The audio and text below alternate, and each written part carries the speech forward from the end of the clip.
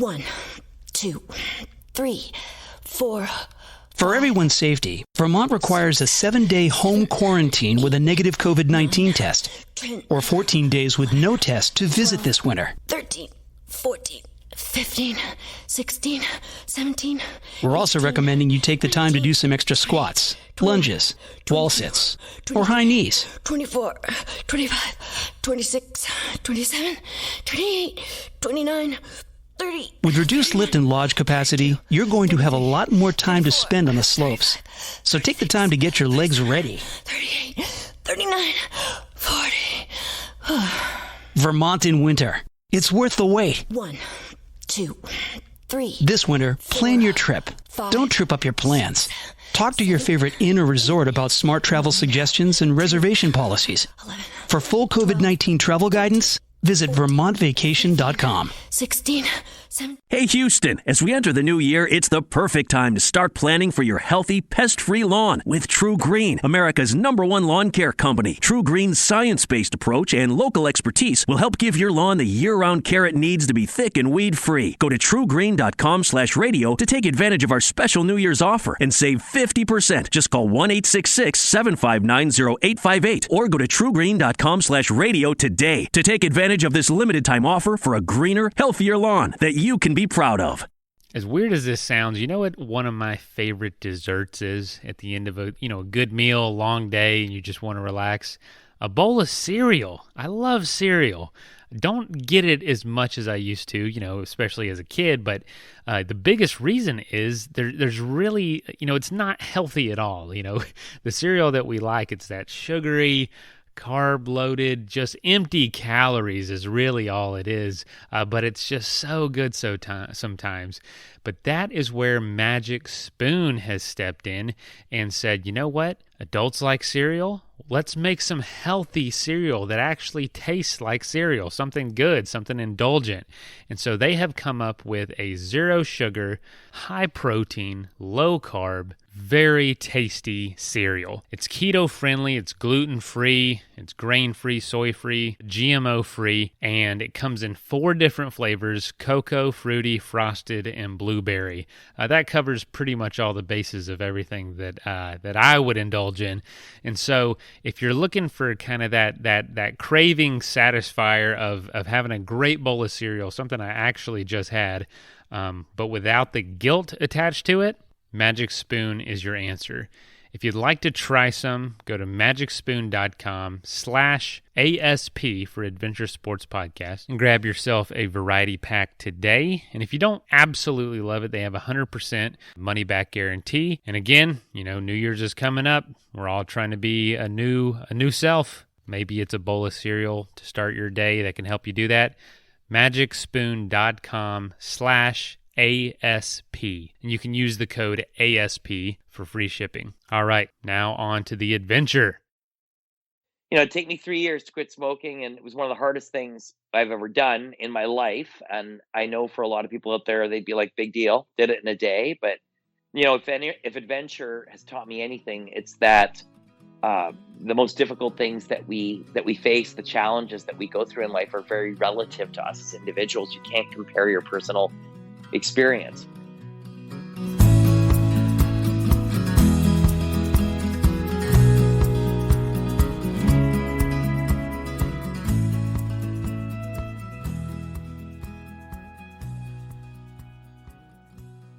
Welcome to the Adventure Sports Podcast. I'm your host, Mason Gravely. I hope you had a wonderful Christmas or Kwanzaa or Hanukkah, whatever you celebrate. We celebrate Christmas. It was great. We had a wonderful time. It actually got cold here. And yeah, but before we get started, I actually wanted to challenge all of you, because at Athletic Brewing, we're challenging all of our ambassadors, all 500 ambassadors, to do some sort of end-of-the-year adventure to basically say, screw it to 2020 and say, we're going to finish the year on a really high note, on something we're proud of. And so with just a little bit of time, less than a week that we have left, it is not too late to plan an overnight trip or plan something. We all have 9 to 5s. Hopefully, you have a job or you have some responsibilities, but there is the 5 to 9 that's still open. And do not discredit the time that you can fit adventures in between your daily schedule. Some of my most favorite recent memories have been trips that have happened between work days. Get off work, go do something, and be back ready the next morning for work the next day. So it's definitely possible. I want to challenge everyone listening to this to do something to finish out the year on a strong note. I'm going to be doing something, and I'll report back to you what it is next Monday. But anyway, getting into today's episode, I know Ray, who is the guest today, I know he would be a huge fan of that, and would definitely encourage you to do the same thing, because that's kind of what he did. He was living his life, not really happy with it, smoking 2 packs of cigarettes a day is what he said, and gosh, just turned his life around, got into ultra running, quit smoking, which he said was harder than some of his adventures, and took multiple years, and just started doing these little things that changed his life. And now he is a huge inspiration. You know, I was one of the first inspirations for me through his documentary that was directed by Matt Damon, which is Running Across the Sahara. You can find it on Netflix. I watched it back in 2010, and not long after, I was planning my first adventure of cycling from Alaska to Florida, and seeing documentaries and inspirations like Ray Zahab.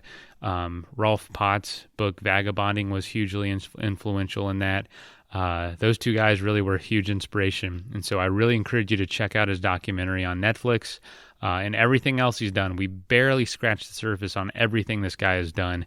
It's pretty remarkable. But yeah, wanted to thank Ray for being on, and I hope you enjoy the episode.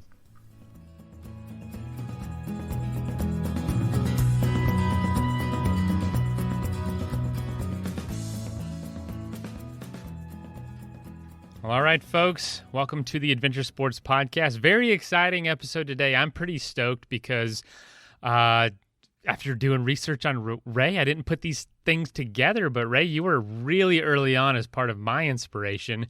I remember watching the your Sahara Desert Crossing documentary back in probably 2010, right before my first big adventure. So Ray Zahab, welcome to the show. Thank you so much. Jeez, like that's a trip down memory lane. That's a long time ago. Yeah, man. No kidding. A friend invited me over to watch that, on a weekend, and I watched that. And I didn't know things like that were being done at the time. And so I was in college, saw that and thought, this is crazy. And not long after that, I went on my first bike expedition, just bike touring. And so thank you for that, man. Thank you. But I don't think you were mentioning a little bit before the we started the episode. That's not where your life started. Could you take us, kind of what you were doing early on, maybe where you grew up and what your childhood was like? Absolutely. But a funny story before I get to that, I got to tell you about running the Sahara, which is what you were referencing before. When we finished the expedition, so 111 days, 4,500 miles, so that's roughly 7,500 kilometers of running across the Sahara. When we reached the Red Sea on the last day, and it sort of first hit the media, nobody would pick up the story because they didn't believe that it was real until they heard, that there was this documentary film, right, being made, and Matt Damon was the producer and all this jazz. Then people were like, oh, okay, so it's got to be real then, and I remember that being sort of a funny thing, because to be perfectly honest with you, dude, I thought for sure there's no way I was going to make it the whole way. I didn't think so. And this sort of alludes to the first point, because when I was running with the guys, with Charlie and Kevin, across the Sahara, literally I started running, that was 2007. I started running, give or take 3.5, 4 years before that was when I started running. And the first foot races of any kind that I was doing were ultra marathons. I went right from, not running to running, to running these ultras. But to back up even before that, to directly answer your question, until 2000, until I was basically 30 years of age, I was like a pack a day, 2 pack a day smoker, typical. It seems you hear a lot of that sort of in the adventure world, but I'm like this reformed, unhealthy person that was like a heavy drinker and partier and abuser of various chemicals. And then, you end up, deciding that you're no longer happy with the direction that your life is going or not going, and you just want to genuinely be happy. And so I'm very lucky that in my life I have a younger brother. He's a year younger than I am, my brother John, and he was into all these cool sports like ice climbing and mountain biking and paddling, and he was doing all these amazing things in the late 90s, and that were so uh, I'm going to use the word formative for him. Like, he was really finding out who he was by doing these things, and it was defining who he was. Like, he was just like Mr. Confidence by doing these things. And I thought, wow, if I could just feel a little bit like he did, maybe my life would be different. And I really didn't feel like I had anything to lose, so I convinced him to start taking me out doing these things. And it would take me, it'd take me 3 years to quit smoking, and it was one of the hardest things I've ever done in my life. And I know for a lot of people out there, they'd be like, big deal, did it in a day. But if adventure has taught me anything, it's that the most difficult things that we face, the challenges that we go through in life, are very relative to us as individuals. You can't compare your personal experience. So at any rate, he Mhm. got me into this stuff, and it changed my life 180 degrees. And eventually, 7 years after changing my life, I find myself running across the Sahara. Right? That is wild, man. It was I crazy. mean, it was for your brother. It's like, well, I'm sure he was grateful to be inspiration and all that. But then all of a sudden, you are the one being known for these things. What was that like from a brother to Well, brother we relationship? well when we first it was we fought like cats and dogs growing up. We grew up in a small town in the Ottawa Valley in Ontario, Canada, and we had different sets of friends. You just fight like like crazy when we were kids, but then we became best of friends in early adulthood, and we actually became climbing partners. We used to do a lot of ice climbing. That was primarily the sport that I loved, was ice climbing in the early 2000s. Did a bit of adventure racing, tons of mountain bike racing, raced cross country to a fairly elite level and did well mountain bike racing. But I wasn't a runner of any kind. My brother, who is like taller than I am, more sinewy than I am, was like the epitome of a physical runner, of the physicality of what I thought runners were. And so that was sort of his gig, and my gig was hammering my mountain bike down the trails. I loved mountain biking, and that's sort of where we diverged. But it wasn't until I read an article about ultra marathons in an outdoor magazine that I was compelled to try my very first ultra marathon, which was a 100 miler in the Yukon. And not only did I finish it, but I won it, and it just sort of set in motion a different standard of what I thought I might be capable of, or what human beings thought they were capable of. Like, I just realized that running was going to teach me that we as human beings are capable of so much more than we think we are. And it didn't change our, if anything, it made our relationship better, because he celebrated the fact that I was learning the things that he kind of already knew. And he wasn't a competitive guy. We compete with each other on the trails, but he's subsequently to that change that I went through, that epiphany, he's been on multiple expeditions with me, helping out with a foundation that I have, Impossible to Possible. So, not to elaborate too much on that, but he's been involved in my adventure life since that time. Feel like there's a lot of people that listen to this show that hear these stories of adventure that we often go into great detail about, and they just don't know how to take those steps from where they are. Maybe that pack a day, 2-pack a day smoker, really not that active or healthy, to running across a desert in a relatively short amount of time. What were some of those major milestones for you through that? Well, a major milestone for me, was this sense of constant uh, failure. The glass is practically empty outlook on life, unhappy. And I think the hardest thing was to mentally get my head around that I was no longer satisfied being unhappy. Like, I was the kind of person that, life of the party, haha, but looking at myself in the mirror, I wasn't honestly a happy person deep down inside. And I just realized that that was not a survivable thing for me for a long period. And so I knew that that had to shift. The way I truly felt, not nice words, motivational words felt, but how I truly felt, had to change.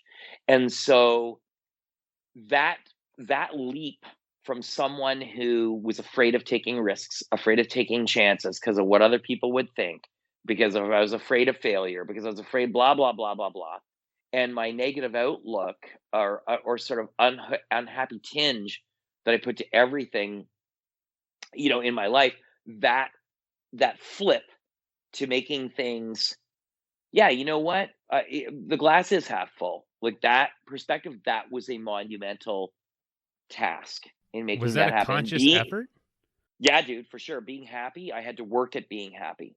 I had to literally, I remember that when I first started when I said to myself, okay, I'm taking this new life, I'm going to do this thing, I'm going to I'm all in to what my brother's doing, and I'm going to I had nothing to lose, right? Like, I mean, I was like, this is going to be it.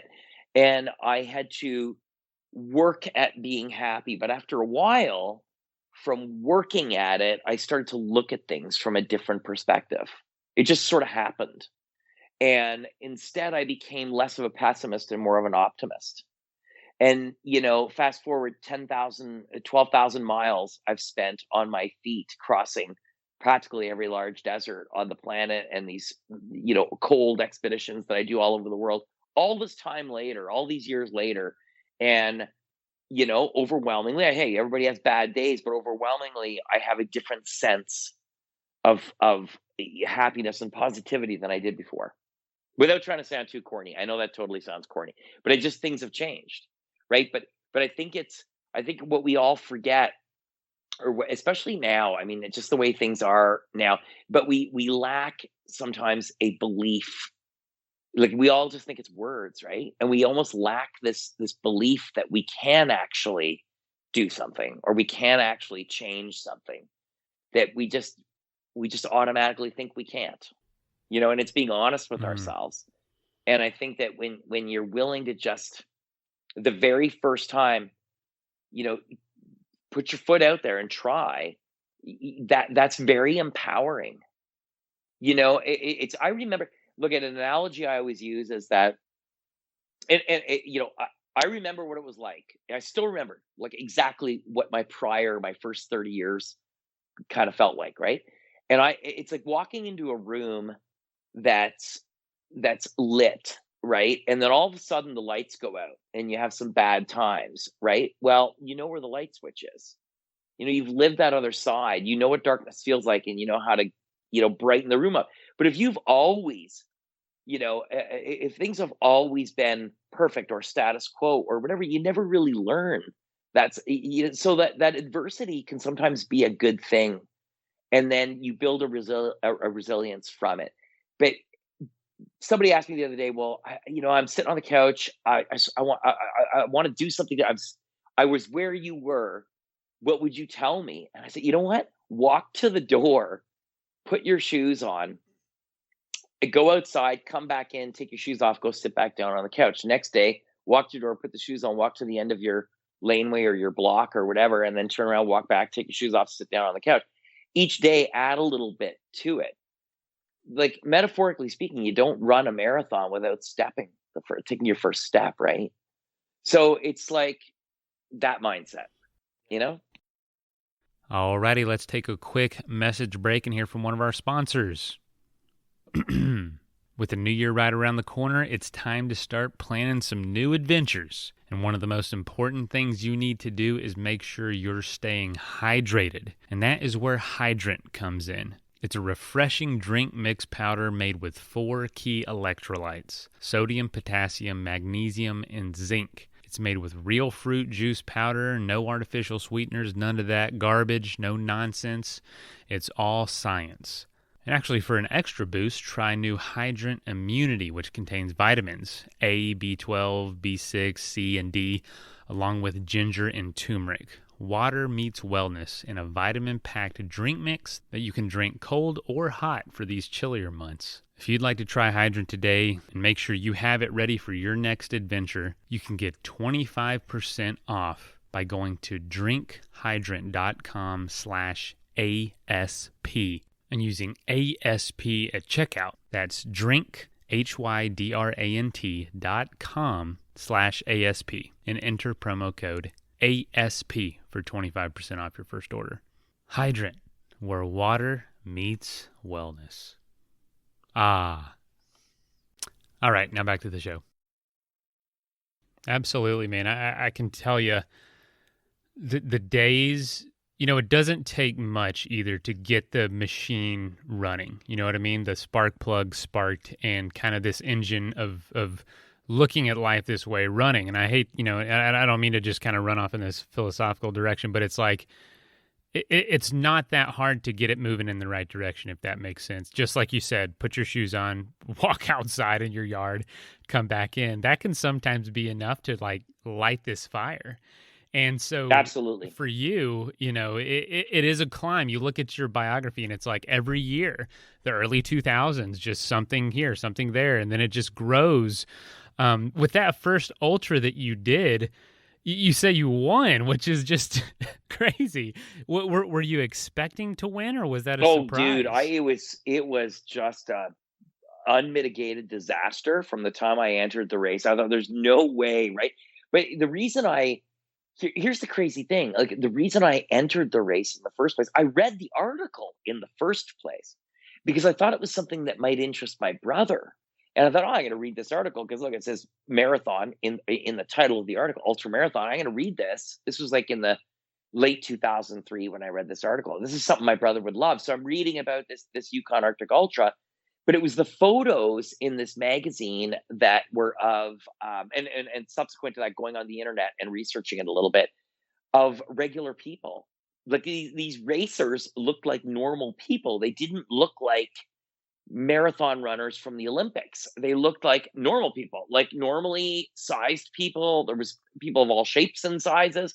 And I thought, this is amazing. Like, this is obviously not just a physical thing. These people know something about themselves to have the confidence to go and do something like this, right? So I was like, I want to know what it is they know. And it went from me picking up this magazine and reading this article to tell my brother about it, to the end of the article and subsequent search on the internet, deciding this was something that I wanted to do without any real running experience. Like I said, I'd raced mountain bikes at a fairly elite level, and so I raced all over, and I did some adventure racing as well. So I knew how to take care of myself in the outdoors by this point. But running for 100 miles was a completely different thing. And so, as you can imagine, I didn't have any money in those days, so I had all kinds of borrowed gear, and you drag a sled in this race with all your mandatory gear that you need. And, I had a plastic kiddie sled from the Walmart. That's what I dragged. And I made it to like the 50-mile mark in this thing and thought, that's it. Like, I am totally done. My legs were killing me. And I thought, there's no way that I can get to the finish of this thing. Like, I am out. And there wasn't very many people in this race, so I was totally alone in the middle of the Yukon, in the middle of the night. Right, it's 40 below, and I sat on my sled and I I contemplated, what am I going to tell all my friends back home that told me, like, in the 30 some odd years of bad decision making, dude, this is like the kahuna, right? Like, this is the big one of all bad decisions, coming here to do this thing that there's no way you had a chance of finishing, and you blew every dollar you had to get here. I mean, what a disaster. But this other, thought in my mind sort of welled up, and it was like, well, what the hell? Nobody gives a damn. Like, I mean, I entered this race for me because I wanted to do something, to learn something that I thought other people learned about themselves in doing this thing that I read about. So what the hell? Like, I mean, as much as my feet are killing me and I'm frozen and I'm like scared out in the woods, like, I came here to learn something, to just go until you can't take another step. And it's like, I just got up off of this sled and started dragging it through the woods on these crazy trails. I just kept telling myself, go as far as you can, go as far as you can. And I promised myself that if I like fell to my knees, if I couldn't take another step, that I'd be happy going home, because it would take pushing myself beyond any limit that I'd ever had. Like, I go beyond any mountain bike race that I ever did, like, just give her until I had nothing left, and then see if I learned something from it. Like, that's where I put my head. And one thing led to another, and I got from that 50-mile mark to the end, and to my own disbelief, one that I'd never wanted anything like this in my entire life. Like, I crossed the finish line, no one was there because I was the first one to get there, right? So, I mean, it was ridiculous.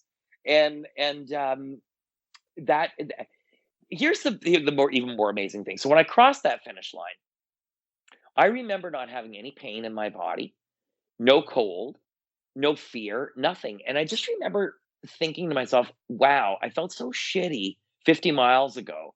And now I feel amazing. How is that? Like, that doesn't add up. There was never a mountain bike race that I didn't cross the finish line and feel trashed, or an adventure race that I felt like a garbage at the end of, right?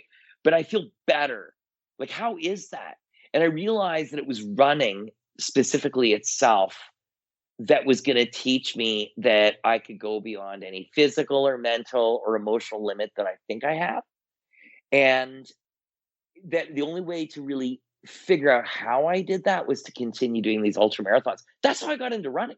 I mean, it wasn't like, okay, finally I found something that I'm good at. I'm going to like really stick to this and just crank this out as far as I can. It was more like, well, that's amazing. I don't know how that exactly happened. I got to do this again somewhere. And I started entering these races all over the world, you know? It's awesome. So that's how it started. That's right. And then it led to running the Sahara, right? So then I met these guys. Yeah, I was going to ask, tell us about how that came about. Because that's a big jump from an ultra. Ultra's huge. Ultra's huge from jumping from a pack a day of cigarettes to that. Then running across the Sahara is an even bigger jump for sure. Well, so I was doing these ultra marathons. Like I was traveling all over. I went to Libya. I went to Egypt. I went to Morocco. I was doing these. I chose to do the ultras that were more adventure-y because they kind of. The one aspect I loved about adventure racing is you're out in the middle of the woods and you're navigating, and I just love that whole aspect of it, right? So I decided to do ultras that were kind of more adventure-y. I just love that whole aspect of it. It was really exciting and new for me. So I would pick these races that were in far off places where you'd have to carry a bunch of gear or find your way or whatever. So I did a race in the Amazon. I did a bunch of different ones. And through these races, I ended up meeting Charlie and Kevin, the guys that I would run across the Sahara with. And we came up with this idea after doing several races in different parts of the Sahara Desert. How awesome would it be to run across the entire Sahara Desert? And of course, me, like I didn't attend very much school. I'm one of these again, well, we'll leave that where it is. And so I didn't have my knowledge of geography of North Africa wasn't exactly accurate. So I was thinking, how far could it possibly be, right? So, when I finally commit to this thing and we realize how far it is, and then the numbers start to sink in, you're thinking, oh my God. But I always tell people it was 6 degrees of separation, serendipity involved as well, that Matt Damon heard about this project and wanted to get involved. And so they decided to make a documentary film called Running the Sahara about Charlie, Kevin, and I and our 111-day journey right across the Sahara, and then use that as a way to fundraise and create awareness for the water crisis in North Africa. And so the expedition itself was obviously, as you said, a dynamic shift from ultra racing. It was the first expedition, it spanned November 2006 till February 2007 for us to get it done. We crossed 6 countries, including all of Libya and Egypt, places I'd been before, but to go entirely across these countries was amazing. And then leaving that expedition and actually being able to finish it and do it, I knew that was the direction that my life would go in after that. And that I loved this concept of taking on a challenge that was open-ended. I didn't know, realistically, deep down inside, I didn't know if I could complete it. And I love that not knowing. I love not knowing what the outcome was going to be, the unpredictability of it. I love that. I love the complications of logistics. So projects I've done since then have become infinitely more complicated with navigation, logistics, location, all of these things. And so it's kind of like it just sort of took a life of its own. I just knew that was what I wanted to do. And simultaneous to that, I also decided that I was going to start a foundation that would give young people an opportunity to learn the same things about themselves that I learned through ultra running and running the Sahara. So I started Impossible to Possible as well. Same time with Bob Cox. Bob is the one that got us connected, and Bob is fantastic. And I wanted to kind of hear, because, a lot of athletes, especially, these personal expeditions, a big life change, you hear these stories and it can come across as their adventures, their adventure resume, and it's kind of all about what they can do next. And it seems very it can be very self-centered when there's nothing else going along with it. But for you, it seemed like early on, this idea of adventure and completing these giant goals quickly grew into how can I get other people involved? How can I make this possible for others? What led to that process? What led to kind of that thought around that? And how did you go about chasing that?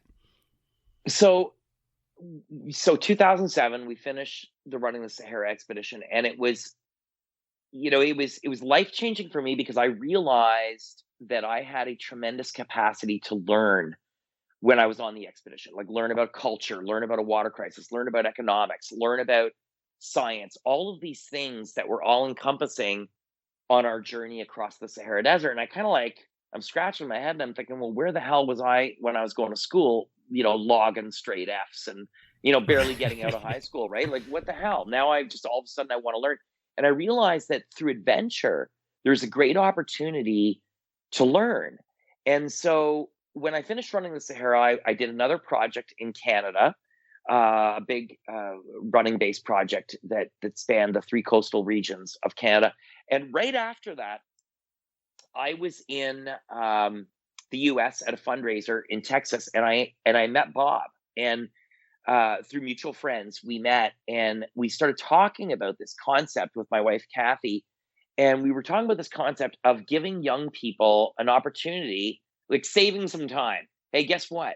Learning can be amazing. The world is an incredible place. There's lots happening in the world. And what could we do to combine adventure and education? And so we decided that a really incredible and relevant way to do that would be to take a group of young people, 15, 16, 17 years of age, take these young people on their own expeditions around the world, and through their eyes, see the world through their eyes and learn about a subject through their eyes. So using satellite technology and using experts, bringing experts along, teachers, professors, scientists on these expeditions.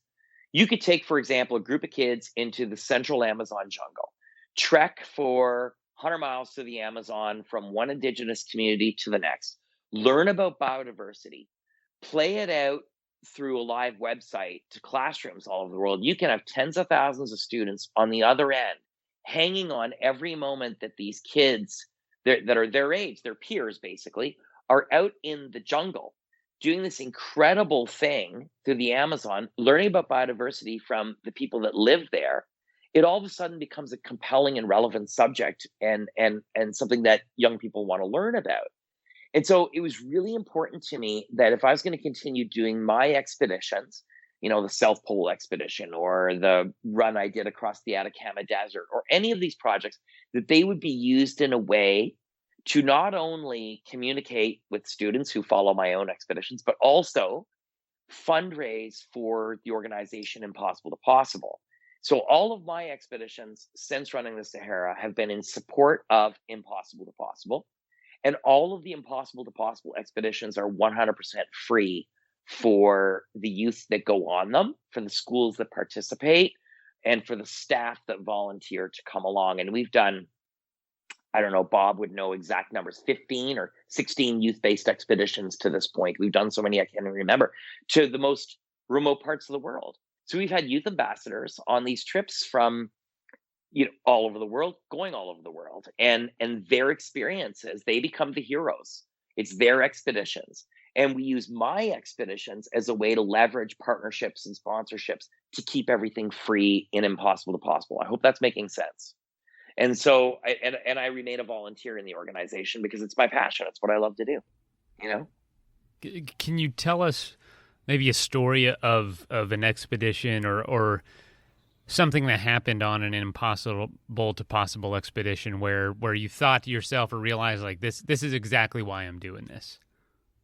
Oh, every single expedition. I mean, honestly, every single time. But I think there's been a couple of really amazing moments, and they're not necessarily the ones that are like the corny moments that you would think. Obviously, there's the drama, right, of kids like or young people.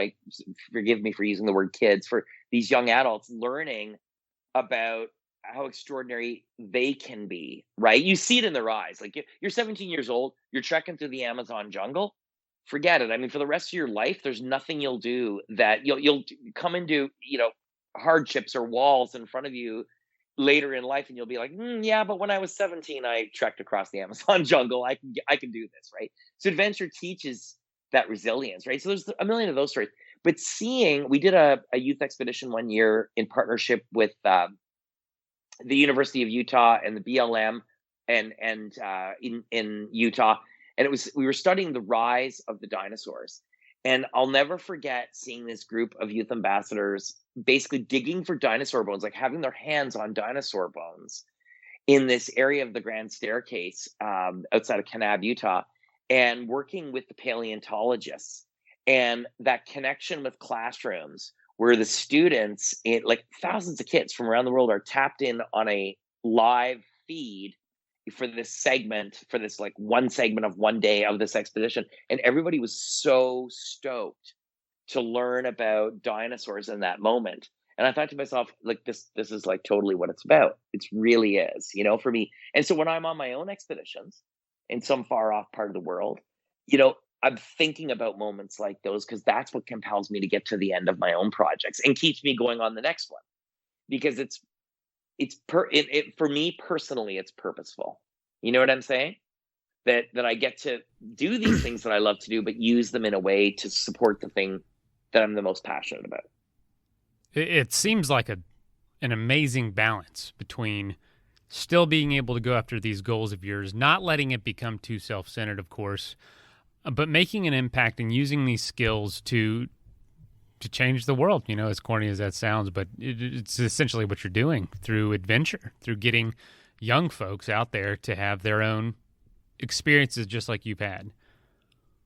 Yeah, well, I think I wouldn't say, definitely I don't feel like I'm changing the world, but I do feel like we are making an impact with the people that we are connecting with. Like, even if I'm on my own expeditions, like we crossed Lake Baikal, Siberia in winter 2010, myself and my buddy Kevin, unsupported, self-contained, hauling sleds, minus 45, storms, the whole 9 yards. But we brought the satellite equipment.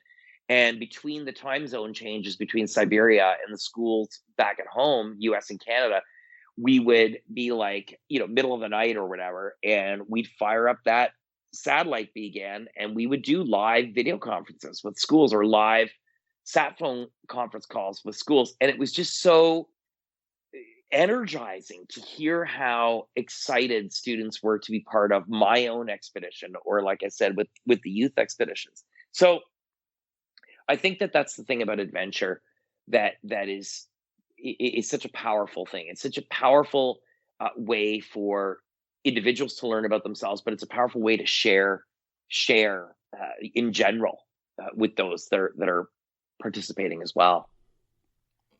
How do you choose the next adventure you're going to do? Because it seems like you correct me if I'm wrong. It looks like you choose 1 to 2 large adventures to focus on each year. Yeah, so it's an awesome question. And so I've had a list since running the Sahara of the places that I wanted to cross, and it takes me years sometimes to plan. Kamchatka took 4 years of planning. I knew that I wanted to cross the Gobi Desert. I try to cross the deserts in summer, when it's summer in the deserts, if ever possible. And I love going into the Arctic and colder regions in the middle of winter whenever possible. And I do projects as well on the outside of those parameters. But so I picked the places that I'm really, truly passionate about. It's where do I really want to be? Being in the Gobi Desert in Mongolia, and again, learning so much about such an incredibly vibrant culture. There was just so much to learn. It was something that I was really excited about. It was a compelling component for me, even though huge parts of that desert, I was solo on that expedition, I with minimal resupplies. There was days and days and days, weeks I would go by without seeing another person besides my crew, right? But then there were those 3 or 4 communities remote desert communities that I ran through, where it was this amazing interaction and amazing things for me to learn about. while I was there. So I picked the expeditions based on places that I've dreamed about that I really want to go to.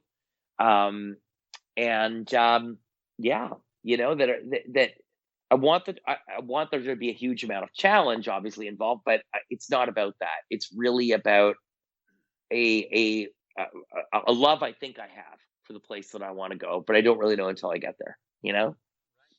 There are parts of the world too that I like, the larger deserts like the Sahara, the Gobi Desert, the Atacama, the Patagonian, the Namib Desert. I've crossed all of those on foot. Would I cross them again? No.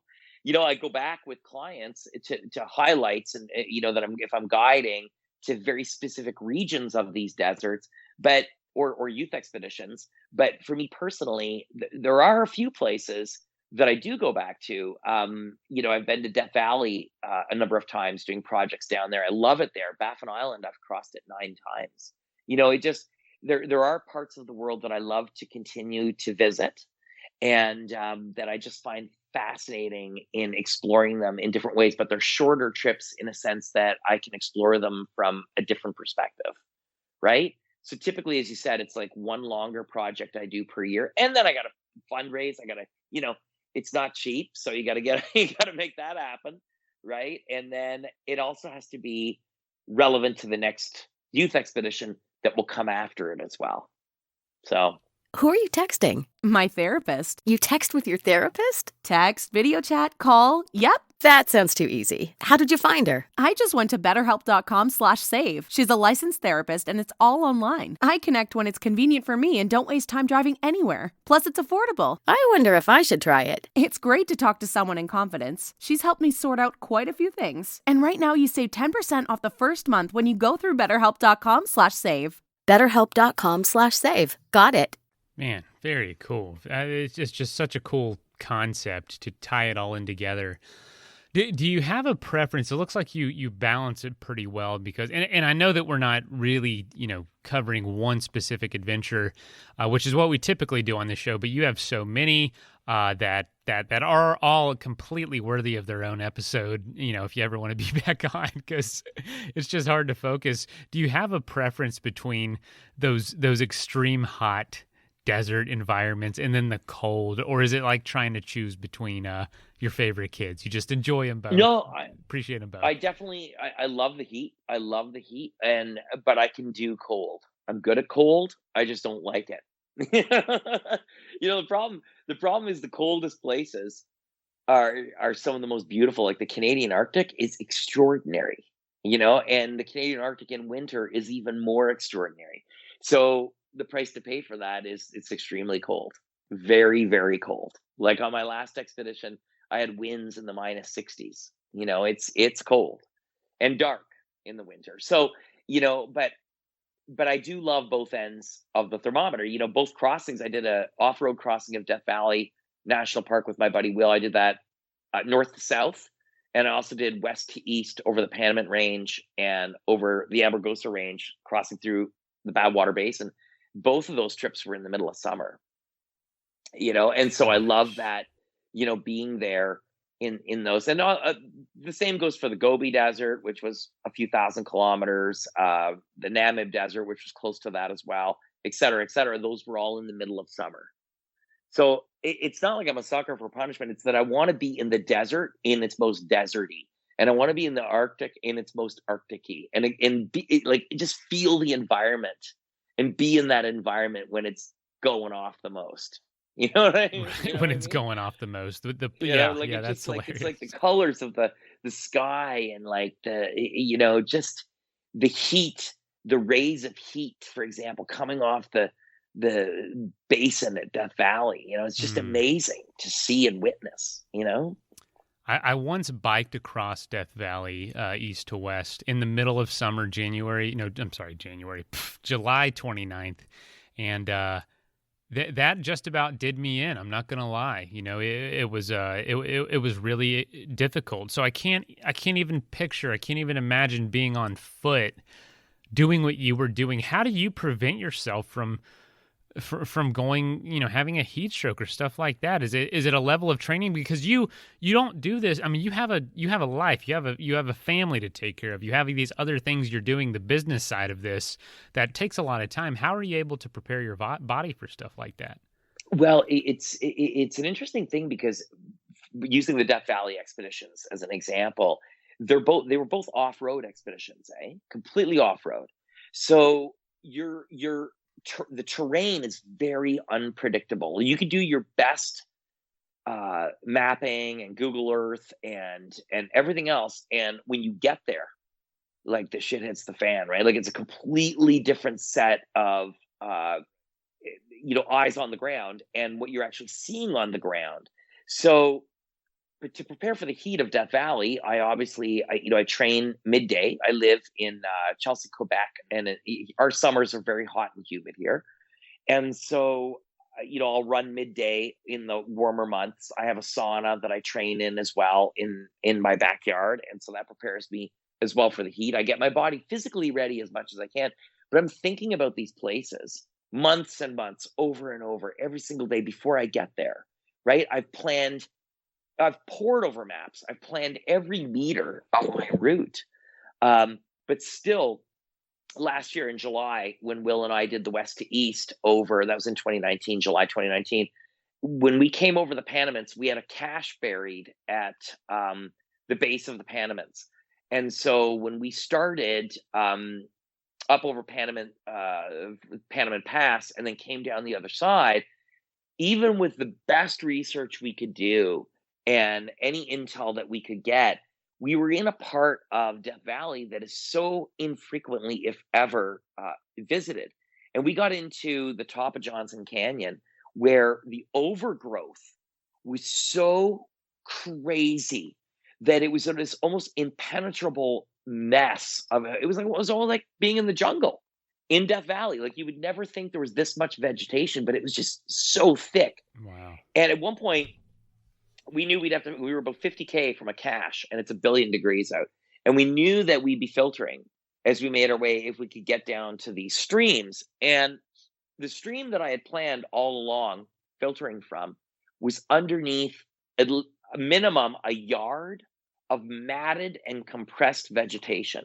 So we had to dig down through this vegetation, which was like just like I don't know how to describe it to you, like a spider's web vegetation, to get those filters down into that little trickle of water that was down there, to cool ourselves. How do you plan and prepare for that? You can't, right? You just have to, after the experience of knowing that these things can happen and an ability to stay calm in a situation when bad things are happening or when could be potentially happening.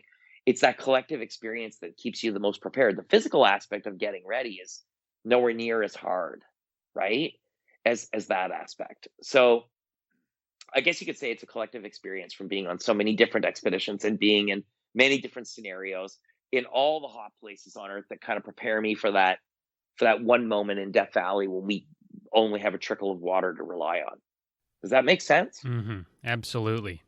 Absolutely. Now, I this might also be like, choosing between your kid about which one is the favorite. Is there an expedition that you've done that might stand out as maybe the most impactful or one of the most impactful, or something that really, when you look back on your resume so far, you think that one really changed me? Well, I mean, they all change me, and I'm not trying to avoid the question, but honestly, I don't tend to look back too much, right? I just try to glance in the rearview mirror and learn from what I've done and push it forward into what my next expedition is. I try to be totally focused on that, and the stuff that I'm doing with Impossible to Possible. I have 2 daughters that are 12 and 9. They're big into trail running. They're flat water paddlers. They're cross country skiers. They're into all this stuff, and they love being on the trails. We live on the trails for that reason. And I have a filing cabinet in our front hall, and it's got any magazine articles I've done of these adventures, any of this stuff, awards, all that kind of stuff is all tucked away. None of it is on our walls because I don't want it to be about what I've done. I want it to be a place where my daughters can develop their own love and passion and sense of confidence from what it is that they're doing through the things that we do as a family or through their own sports. You get what I'm saying? So I approach my expeditions in that same way with as much humility as I can and realize that every single one of them is a learning experience. I've almost lost my life a few times, and I don't take it for granted that what I do is dangerous.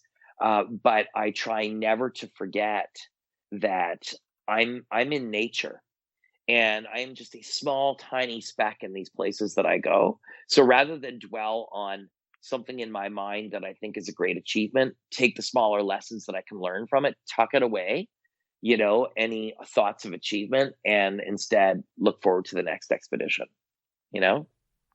So tell us about your most recent expedition as well as what you have planned.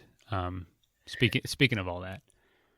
Yeah, so being in a COVID year, right? I mean, I had a really big project planned for this October, a 5,000 kilometer traverse, which is not happening right now, but I'm rescheduling that for down the road. So I'll tell you guys about it. Maybe you'll have me back on someday and I can tell you more about it then, so I don't jinx myself. But the last trip I did was something that I had always wanted to do. And it's a place that I love in the Canadian Arctic. It's an island called Kikik-Tarjuak. And right off of this island is basically the waters of the Davis Strait. And so my goal was to cross from Kikik-Tarjuak across this, I'm calling it the Davis Strait, but the body of water changes its name. It's the sea ice, though. Cross the sea ice over to Baffin Island, then cross Baffin Island and continue into the fjord on the other side, and then get picked up. And so my goal, it was always to do a January crossing of this entire region. And this past January, I did that. And it was, obviously it's January in the Arctic. There's very little snow. It's cold. It's very windy. There's very little daylight, just a few hours. Polar bears are a risk.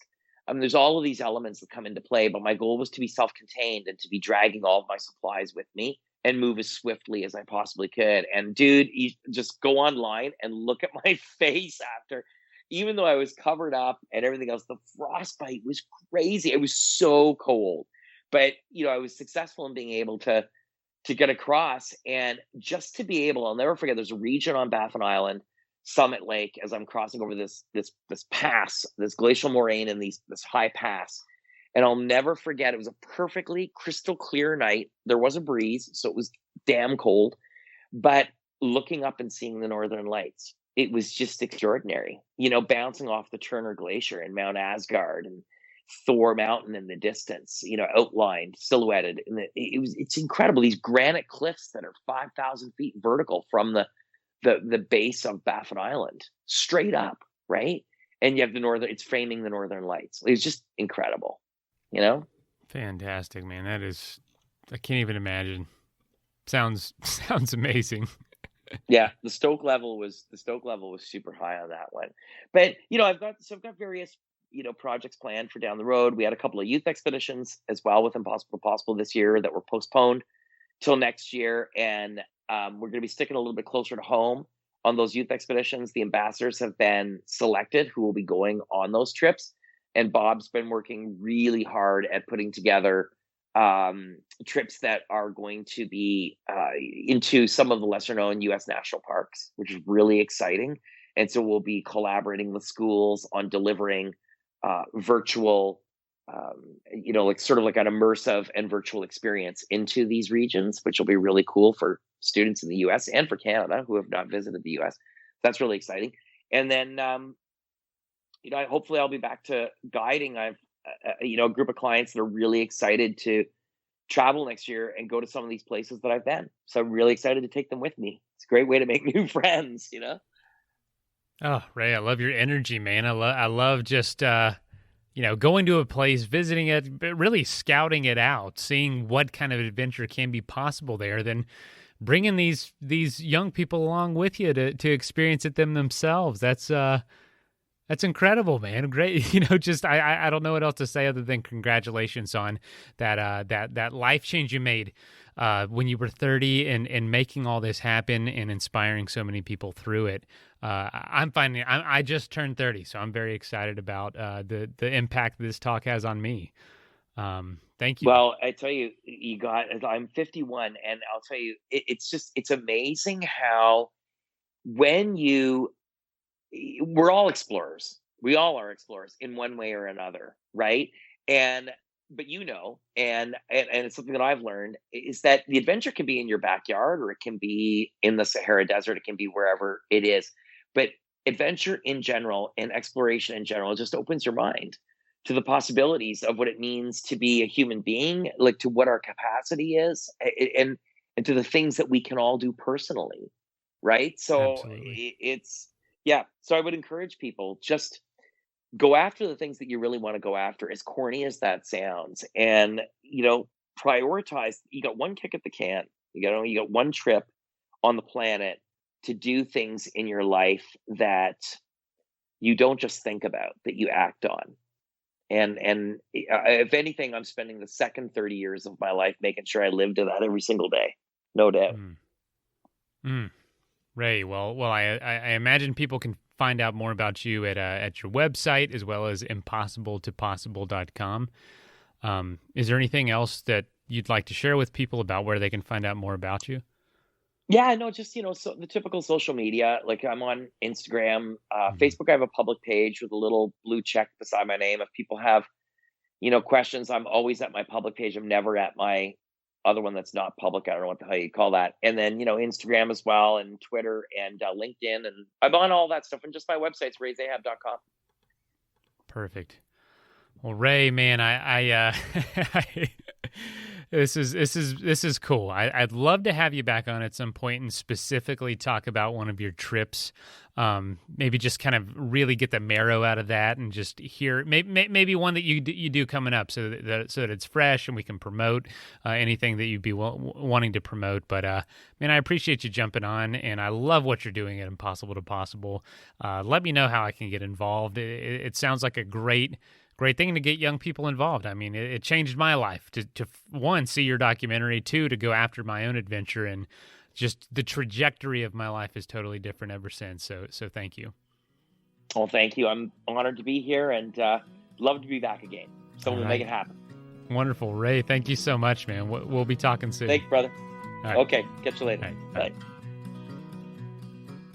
First of all, thank you so much for listening. It means the world to us that you choose to listen to this show. If you'd like to help us further, you can leave a review on iTunes, share us with your friends, your family. It goes a long way to growing the show. You can also support us financially through patreon.com/adventuresportspodcast. Link is in the show notes. And also, if you have an idea of who could be a good guest for the show, we're always looking for people to tell their story about the outdoors or adventure. So if you know someone, please reach out. Email us at info@adventuresportspodcast.com. And until then, get out there and have some fun.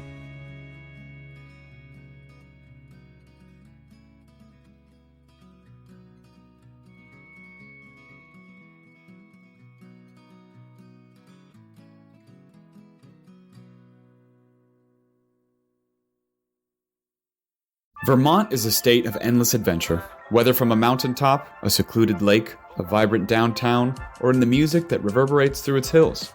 Knowing we can't all be together in this moment, Vermont Tourism is bringing the spirit of the state to you. Introducing Forever Green, a Vermont adventure in music, bringing local bands and national artists with an affinity for the Green Mountain State directly to you.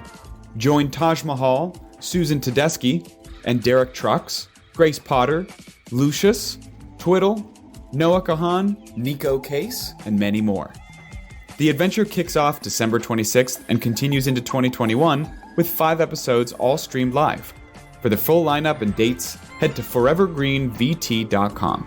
Let Vermont be your holiday season soundtrack, your après ski jam session, or the relaxing vibe your downtime deserves. That's forevergreenvt.com.